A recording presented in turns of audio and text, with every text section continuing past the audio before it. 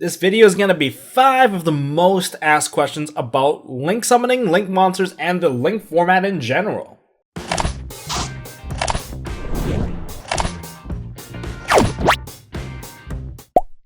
Hey guys, it's Tombox here. Welcome to another episode of MST.TV discussion where I will be actually trying to answer these questions that you guys have asked me for so long, and I honestly don't have all the answers because I don't have the rulebook with me, and if I had the rulebook, why would we bother? But, you know, there's been a lot of debate on how certain mechanics are supposed to work and how people are supposed to play link summoning and what are really good monsters. So the 5 questions that I will be answering today, a lot of it's speculative, so, you know, let's just bring up some discussion on this and shine some light. And hopefully Konami does answer this very clearly, because we don't want to go into a format where, you know, there's uncertainty, right? So the 5 questions would be: what are some really good monsters going into the link format? Can we use tokens as material for link monsters? How does monster zone control and monster switching controls work in the link format, especially with the new extra monster zone? And what are some erratas that Konami will bring to the table, especially with cards that are pretty old in the game?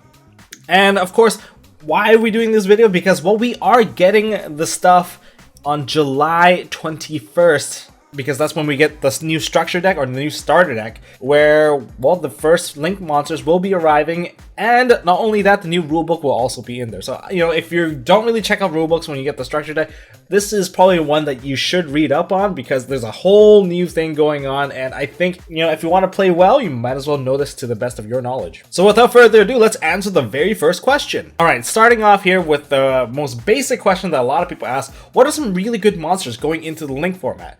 Well, I'm actually going to tackle this in 3 different type of monsters, starting off with the ones that are only good at the very beginning of the format. Now, in the very beginning of the format, say Code of the Duels comes out, we have the starter deck as well, we have a very limited link monster pool.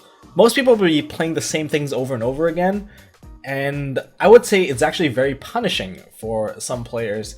Let's just say that if you play Ghost Reaper Winter Cherries in your deck, and you take away some of the most crucial links in your opponent's deck, they can't really access their entire extra deck. It's almost like a full lockout at this point, except that they still have one zone to play with. But without the ability to actually, you know, toolbox into some of your main plays, you're really stuck playing a very slow game. And I'm assuming that the link format will slow down the game until we get to the point where there's so many link monsters where your entire extra deck will just be link monsters, and you're just gonna be link summon, link summon, link summon, link summon, and then fill the whole board with links. So you have 6 monsters, so, you know, it's 6 attacks on your opponent. So you will eventually get to that point, but since we're at the very beginning, why I'm saying that Ghost Reaper will be very good is just because the pool is so limited, and this is actually kind of a reminder of the Synchro format. When we were introduced to a Duelist Genesis, everyone's extra deck looked basically identical. I can name it off the bat right here. Like, we have Go-Yo Guardian, Stardust, Red Dragon Archery, Thought Ruler, Colossal Fighter, Magical Android, and that basically made up most of our entire bread and butter of the entire extra deck right there. Super easy stuff. Eventually we got Bryanak. Our pool has still remained very small, and maybe Konami will be releasing them a little bit quicker, just so that people don't get shut out so quickly by some stuff that we already have. And I'll go into erratas too, but right now, as of right now, Ghost Reaper Winter Cherries does state that you only need to reveal a card in your extra deck, and clearly, since link monsters are in the extra deck, they are potential cards that you can show to your opponent to actually banish them all. So the same thing kind of applies to True King Lithosagem, the Earth True King Disaster. This guy can also look at your opponent's extra deck and then rip 3 cards out with different names. If you rip the proper links, let's just say it hurts a lot. And since that we don't have, you know, we're not going to fill our entire extra deck maybe with link monsters as of right now, so I don't know the ratio of what we're going to play. Maybe we'll play 3-4 links and then fill the rest with our own toolbox that, you know, is part of the archetype. So these are 2 monsters that I would highly consider to be pretty useful at the very beginning. Of course, it will lose flavor and lose favor as we get more and more monsters available in the link summoning pool. Okay, so Ground Collapse will be the second card I would say is very good, and this card has already been bought out and has actually gotten quite expensive overnight since the announcement of link summoning. So why is this card so good? Well, since it can act as a pseudo emptiness and a pseudo floodgate against your opponent's link monsters opening zones. As long as you know your matchup and you know where the arrows are going to point, you can preemptively hit certain zones that will hurt your opponent. But even if you don't, you could probably just hit the middle zone and hit behind one of the extra monster zones. And if you do hit one side, make sure that you summon your link monster in the other side so that they're forced to take the clog side. So it kind of sucks for them. This card obviously is very good in the sense that it acts as a pseudo floodgate. However, the card text does state that you just select 2 monster zones on the field and you can knock them out. So I'm guessing this card's up for errata, because what if you're just gonna be a dick about it and be like, I'm gonna play ground collapse and then I'm gonna knock out the 2 middle zones, the 2 extra monster zones. I don't know how this card is gonna go, but for sure this card definitely deserves an errata. If no errata happens to this card, I'm gonna say this card will probably get banned in some way or form. Or maybe just get limited because it's just that annoying. It's literally shutting out the extra deck at this point. Next up, we have Mind Control. Now, Mind Control obviously is very good because you can just take control of their monsters, maybe even open up your own links. Where the monster goes, I am not too sure. Does it go into your extra monster zone or does it actually go into your main monster zone? Do you actually get to choose where it goes? That kind of changes it up. So that's actually another question up for debate of how controls is gonna work. Maybe we'll actually establish more, basic mechanic in Yu-Gi-Oh! Where it's a little bit more restrictive of how we play and how we position cards. Maybe the people that play with mats without zones, well, maybe you should get some zones because maybe the judge won't rule it in your favor. Well, who knows how that's gonna go. So Mind Control definitely very good, and after you open up your link, you can just, use their monster to create a new link monster because it does already have a link number on it. And another card that's similar to Mind Control, I would say, that just came out recently, which would be a Switcheroo.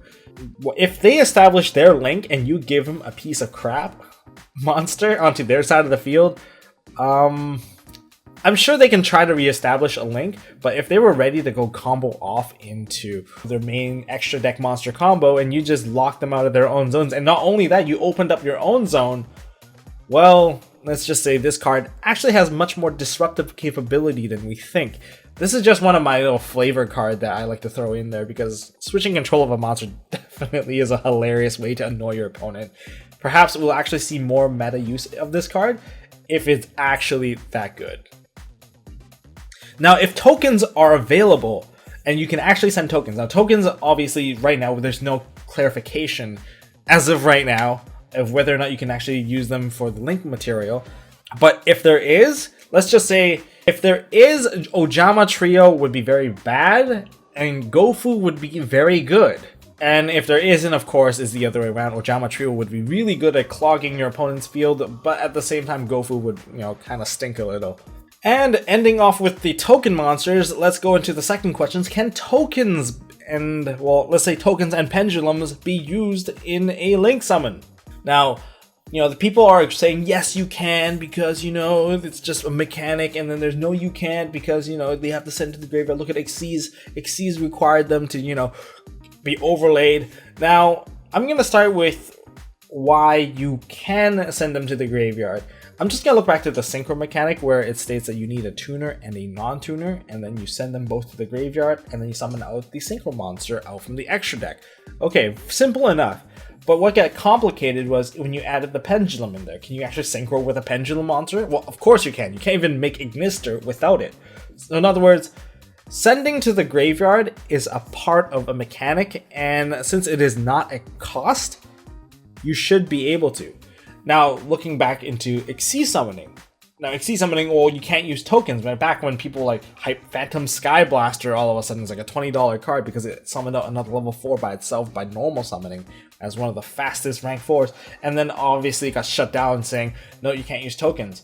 Why can't you use tokens? Now, just for the basic, complexity of the game, if you had to attach tokens, people don't always carry tokens with you, unless of course you're a very frequent player, you carry tokens in your deck box. You need the material to be physically there. And to some players that don't keep track, maybe you'll just actually overcomplicate the game and lose track that you actually had another Xyz material under that. So that's one reason of why Xyz summoning can't use tokens, in my opinion. And Xyz summoning, tokens, there aren't really monsters because once they're removed from the board, they're gone nowhere. So maybe that's why. But seeing that link summoning does not require you to attach anything onto the monster, well, does that mean that tokens are okay? But as for pendulum monsters, will you link summon and they'll go to the extra deck and then they'll summon out the link monster and then open up more zones so then you can actually perform a proper pendulum summon? You know, there's a good chance that that's actually the case, so that pendulums don't suck that much. Like, if you can't use pendulums as link material, well, let's just say that pendulums are pretty dead at this point. Or maybe they're just going to change it all up and say, if you're going to use perform a link, it does go to the graveyard. Forcefully go to the graveyard. We don't know if they're going to, you know, hard change certain things that has already been established in Yu-Gi-Oh! Number 3, how does control swapping work in this case? So say your opponent plays creature swaps, mind controls, you name it, because, well, we're going to look for the easiest ways to obviously open up our link zones.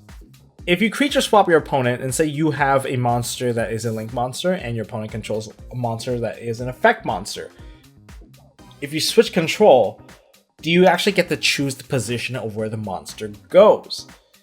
I hope that there's some clarification of where of this. If there's no clarifications whatsoever, I'm going to assume you can place it anywhere you want at this point, as long as it meets the condition. Unless, of course, they specifically state that the extra monster zone can only be accessed if it is a special summon from the extra deck, and you cannot place monsters on there. If they do state that, then it will make a lot of sense that if you do a creature swap, instead of going to, say, your own extra monster zone, well, it's going to go into your main monster zone so that you don't even get access to those links. Unless, of course, it points, you know, left and right. Yeah, so there's a bit of a, you know, ambiguity there. I hope that if they don't clarify, that's what I'm going to go with. If they do clarify, great, and then we'll have the proper answer. But control swapping is a bit confusing, especially if you're going to trade monsters that aren't linked. And what if you have two monsters that are both linked? Like you have a link and he has a link, and, well, you do a little switcheroo. Will that work? I'm a bit lost on this, so it does get a bit confusing here, especially with mind control. Do you actually get to put it in the extra zone? And what about Cyframe Lord Omega? I know certain decks can make triple Omega, which is still really gross. So say, for example, I can make triple Omega in one turn. I go Omega, rip a card out of your hand, Omega, rip another card out of your hand, and make Omega and rip another card out of your hand. Great. Now, all of them were summoned from that one specific extra monster zone. And we already know that if you're not summoning from the extra monster zone, well, then it can go back into the main monster zone. But does the monster go back to where it came from? That's the real question. Will your Omega that comes back clot your zone? Well, clearly not, because you can just banish another card out of their hand.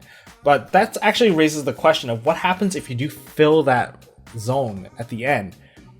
I know that the Omegas will have to come back, because it doesn't matter whether or not you move the field around at the end. As long as there's space for the Omega to come back, it will come back. But what if the extra monster zone is still free? Do you have to go back to where you came from? Or can you actually just go back to the main monster? And that's part of the confusion too. But, you know, based on where I stand on this, I'm going to say you get to choose until, you know, we get, you know, more information from Konami. Yay! The non-answer. And number 5. What are some of the cards that are going to get errata? Let's just go quickly over this. I'm going to guess Ground Collapse is going to be one. And the second card I'm going to guess would be D-Barrier. Ground Collapse for very obvious reasons. I'm guessing it's going to only be able to hit main monster zones. And that's it, because if it can hit the extra monster zone, that is actually pretty busted, as it will shut out. It basically will act as a one card, what is it called? Domain. Yeah, one card domain. That's not very fun. And as for D-Barry, now D-Barry does state that you can call a monster card type, and the bracket lists out the cards that you can call. As of right now, I don't think this card is going to get an errata, just because I think the last thing Konami wants is more cards to kind of shut out the things that they're going to try and introduce. D-Barry could be very good. You know, if you actually call D-Barry Link, you literally just shut out the entire extra deck at the very beginning of the game. Like, hands down. They're not going to be able to set up their turn. They're not going to be able to set up their extra deck board. Unless, of course, they're playing stuff like Mermails, Cosmos, and all those other really main deck-centric decks. That's okay, but as for those that are playing stuff like Zodiac, where you can't access your extra deck, well, you're pretty stunned out of luck. Okay, so D-Barrier might get an errata, might not, but there's a good chance that it could get it and include links as one of the things you can call. But I think most of us would agree that would just make it a bit too powerful, as if it wasn't powerful enough already. Alright guys, so those are the 5 questions that are asked a lot about link summoning. Hopefully I gave you guys a bit more insight. Obviously I haven't really answered most of these questions because it is not available, the answer. I don't want to give false information and give misinformation to everyone where it starts confusing people, but these are some of the angles that you can kind of look at the topic overall and kind of see where's the balance in all of this. Alright, so what are your thoughts on link summoning? Of course, a lot of you guys don't like it, but I think it's great. It revitalizes old archetypes. I really look forward to seeing that. Maybe I can play Blackwings again. Maybe some tier 2 stuff will become tier 1 because they have more of a main deck centric playstyle that can actually ease into link summoning. Maybe Konami will release more links for every single archetype we already have. That's a great way, because right now I can't really introduce anyone to playing Yu-Gi-Oh! Because, how do you play Yu-Gi-Oh? You summon Rat and then you win.